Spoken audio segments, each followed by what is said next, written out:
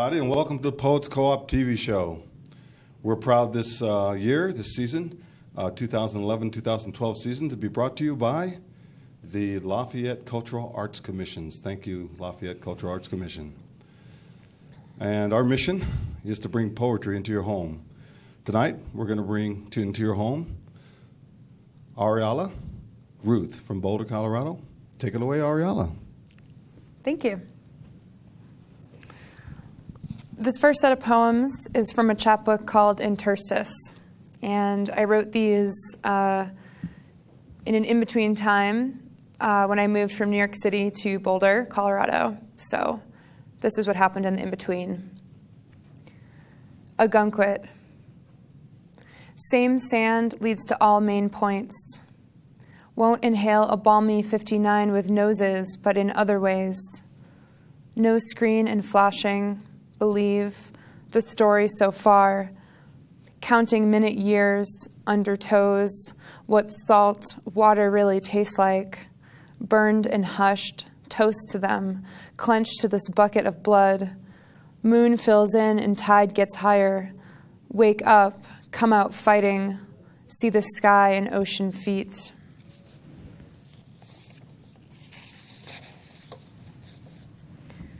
Arc. See how it's finally him after several worlds, gleaming, yourself right and slowly by, downward looking in wit. Long after you and I opened time, no looping, words to second bottle later on. We belong, we, take this place into castle, echo and arc.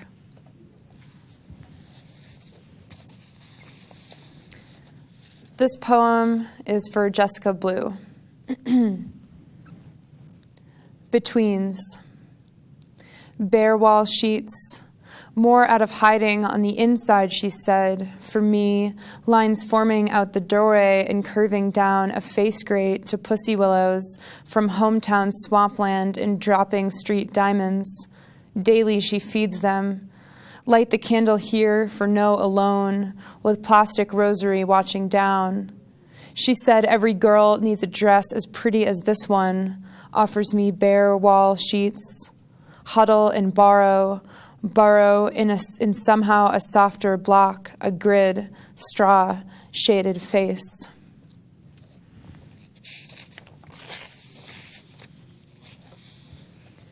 Little finger. Never thought how important the pinky until it is swollen in between the bending parts, red and unable to help with soap. Even like her, with lavender from the Dead Sea, can a bath wash everything off? Less difficult to miss a spot. Hot water adds to red, swollen folds. On Friday, when I bent in my middle spot on the corner in Astor Place, hope stopped and folded in with the rest. Something to show for some adult months. Wiped face with your hair.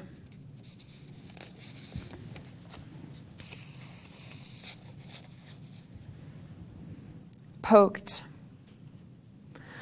Not even in skinny red veins, the ones followed down the top of hands, left hands as a change. Force it like a pincushion. Form a fist the best you can. Think of a face to picture and cringe. You're quite the bleeder.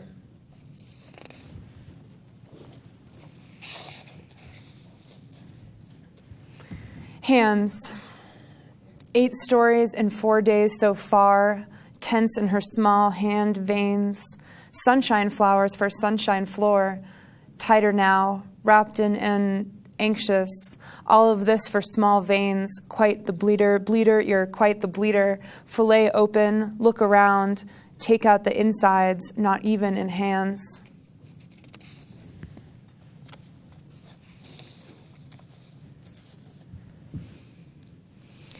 Vitals. Range mountain germs won't live in a cold weather house. Designated cabins, hot to stir. It is not to believe a pretty malingering voice. Even circling round bucket round rim, callous as the redundant end of letter tail when you had a journal name, of 13 older years in lovely cuticles, still the most crowded I'll be all day.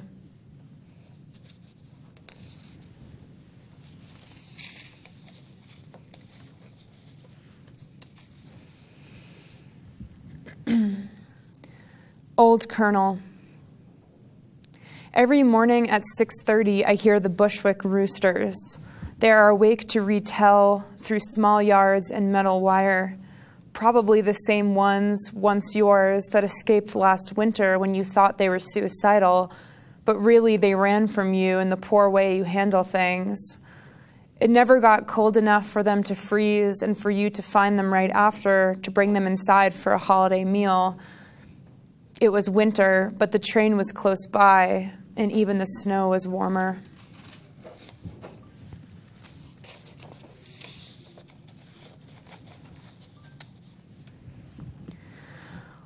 Flat line. Goodbye, elusive flat line. Where was the alertness? Little spots in old tissues, but never there. Weakened in sea glass sand. Make it less. Clean and meek. What's the truce in trying? In false endings. Sweet, stunning, and falling. Not worth a pen to, or still.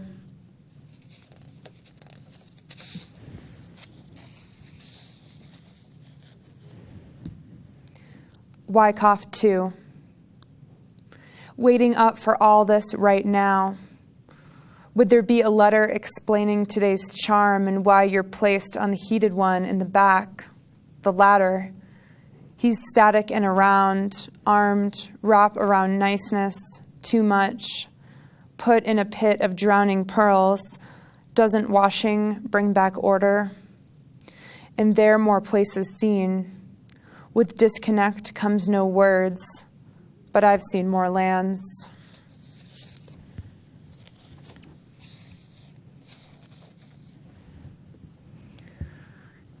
Blinking.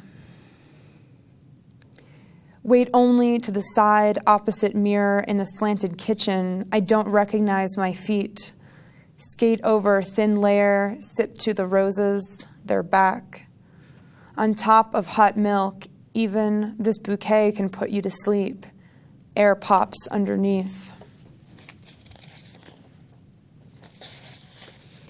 And this poem is for Augies. It's called One Day We'll Be Able to Eat the Atom Bomb and Walk Away. Can I get one large black coffin, please, and save some room at the top? More money in my pocket jar, lean in and kiss the side of the floor. Cracking, threadbare, in the middle. Who does owe us for all this time? Not ready yet to speak. I still don't know in which way to hold my mouth. To a danger fall, roll the die in a circle, heels lighter on an arm and other extremities.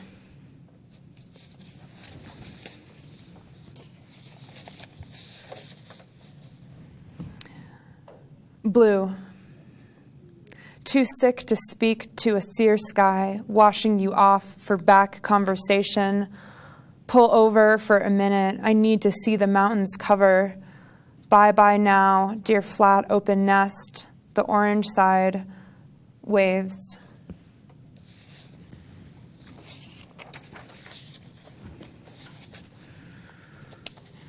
So my next set of poems are from a blog that I keep that's called mountainlostinthepalm.com. And I just make entries of little small poems, and this will be a selection of some of the poems from Mountain Lost in the Palm. The first one is called Be a Light. Thank you, sinking stomach, inner thighs. After a child, those flowers on her sides will turn to frogs, a dancing movement, backbend. Yet there is no way to predict a time frame to melting. These candles are placed accidentally to birth a new shrine. Transistor radio tunes into swelling eyes or the love of one's life. Lips hold for the unrepeatable, language that must live in reiteration to spark day memory. Chase a seagull back towards salt water, to ocean wind where he belongs. Love, come jump in the leaf pile.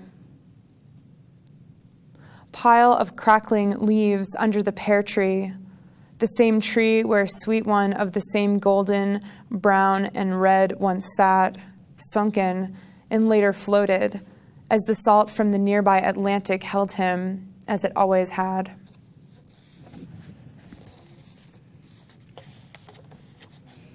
This here is positive thinking, or yellow scarf holds her heart in her hand.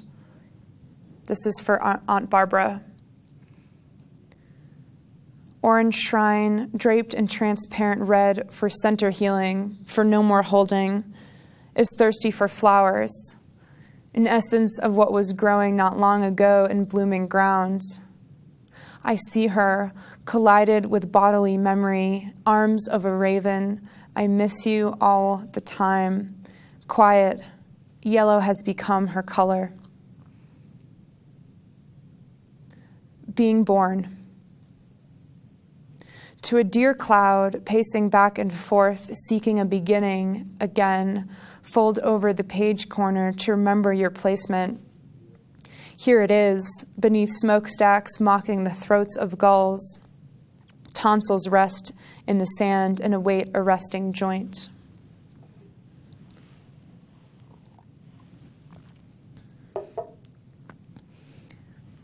Young violin. Wind moves the heels along and corners gain. Even then I turned away from the page, as if the parchment was a sewing kit of skin seams and muscle twine. Meaning, wish for no, eager to ask of ceilings and fake glowing stars. Ends are stale, fragrant as ginger. Visitations charming, I will sleep, with words beside my bed, scratching.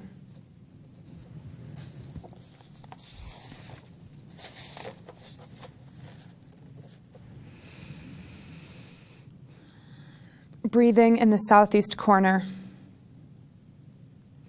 Silken covers swallow the blinds of minuscule light.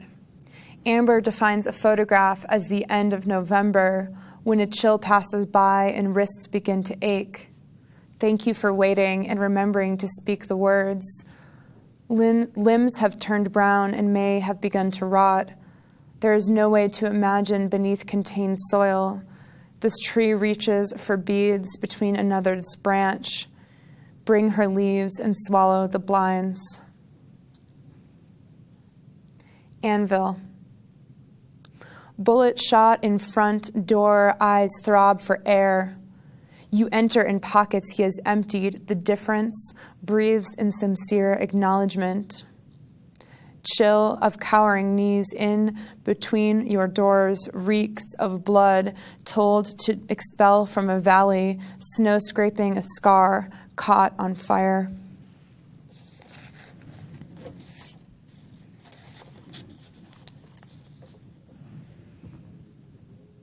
You are very much alive. Wind of a pack of wolves tug window threads. Not everything needs to be flush against the wall.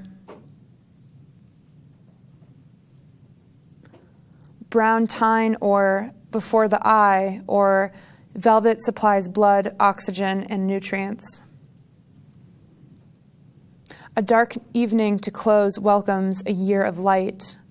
Antlers, enamel, petrified wood, aspen branches are terrifyingly welcome to enter into view. Hoof and lower, smoldering, no one notices the sky. Never cloud. White folds into white, for the still sound of heavy, already fallen. A wall forms at the window, not water but frozen into shape. and now it speaks through walls our sentiment whispers. You did not write me. You did not choose to add me to the dusty particles uncovered in marrow earth, curvatures. My last movement was to a torn-up pile awaiting rearrangement.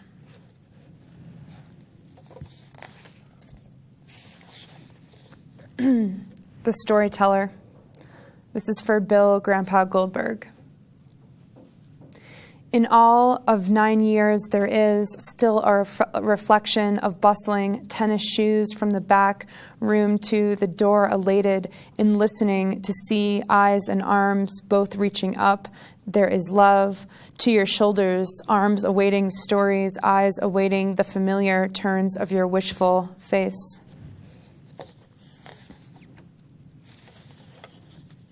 Pines Revisited.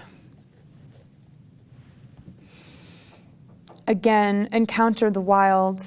A mouth drops to show daggers and make room for human fear, running barefoot and guttural.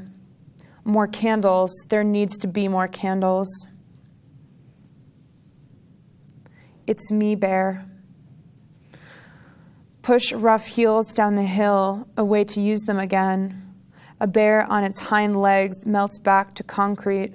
Signal for heels to walk by and continue drying in iron's shadow.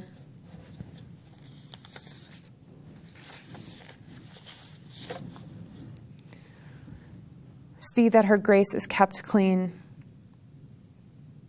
I fear you being cut out with willing rooms to let her horses wait, horses at the gate devotedly to beads that rustle in a pointed palm. Bodies design the room. Sink on stilts in the corner, barbed, broken, a failure. Let's go home to thrive. Purse open, a second mouth.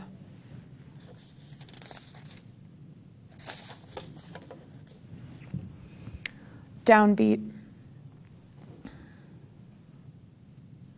Only a basement room acknowledges the skin has spoken. Welts bubble the surface and raise their fingers in the air to ask for a moment of speech. I've seen an ocean wave crash me open in red sand, once made from what moves blue through my veins before reaching the air.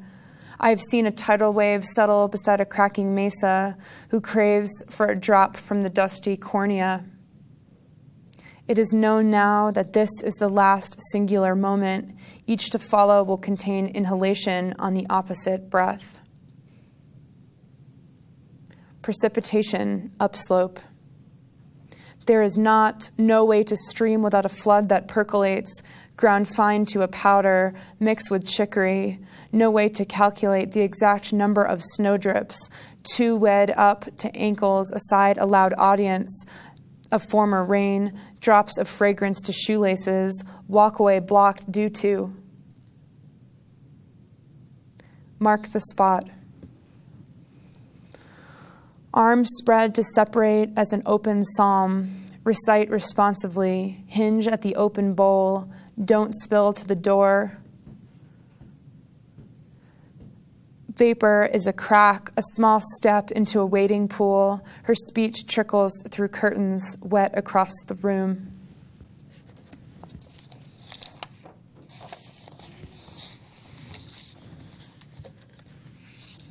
Keeping time.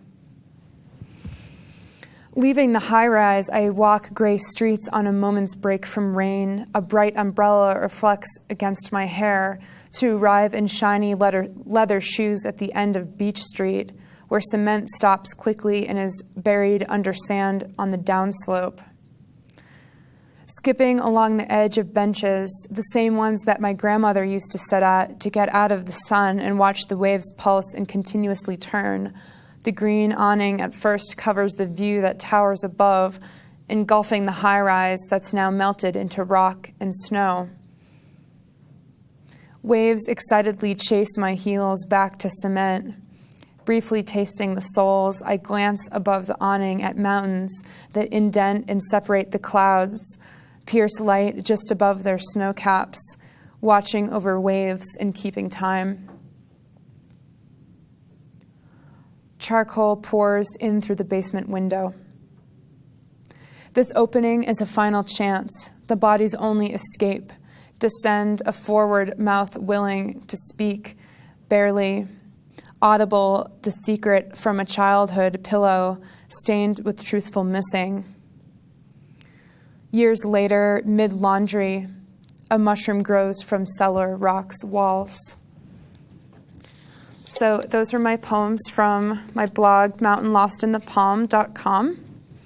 And I'm just going to end with a few short poems that I wrote at Naropa University's summer writing program the last 2 summers.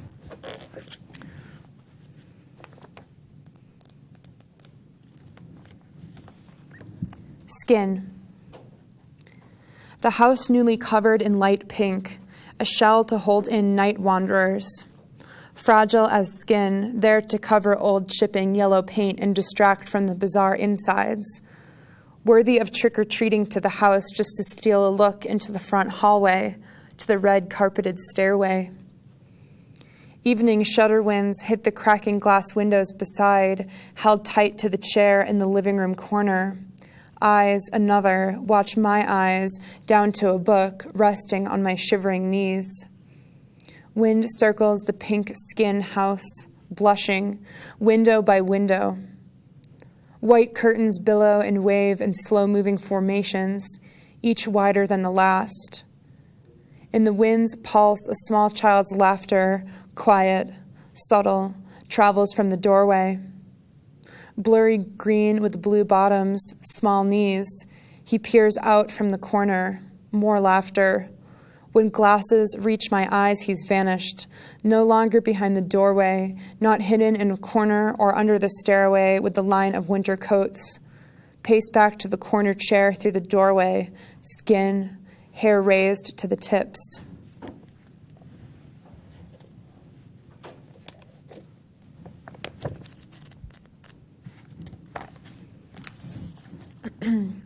Gauze, title courtesy of Amy King. Born clean out of your bloodstream of magnetic directions, recount them, and ocean skin on the devil's night.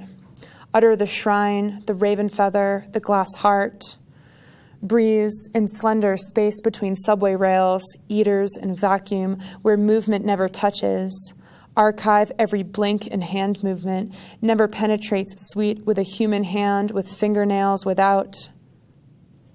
A glove find earth, steer clear of radiating exit signs ambiguous, an altering of witches here dried, flowers placed over names. Continue to write even for the mental being, and dates on stones that now cover them with swirls, steel-plated air. Delete illness in the condition of suffering. There are notes still hidden in her sliding wooden doors. Return again with new thoughts, with noise and trash voices. Hear oral tradition and chords, pass back and forth, molded by red sand, return again and singing.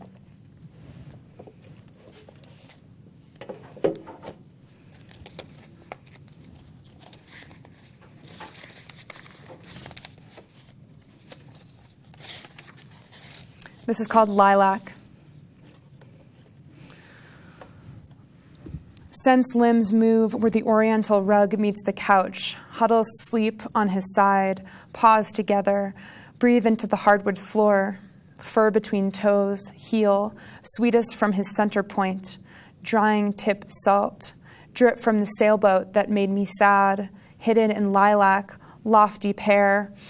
Coiled pink around the block in mid-afternoon. You ate several dollar bills, a few coins, the cover of E.T. on VHS, the end chapter of a novel, so long not said. Kitchen floor, tail moved in swift to her entrance, Valentine in your name, spirit, watch after the kids in the red house, ears drape on couch cushions, orange silhouette on brown fabric, scratch at green legs, held your photograph sunken against the doorway along green carpet. I knew the moment it happened. You dispersed into golden mist that came all the way upstairs to the crack of my bedroom door in cries. One last walk down Powder House Lane. curled in the porch corner, hover clear a few feet above lizard gravestones.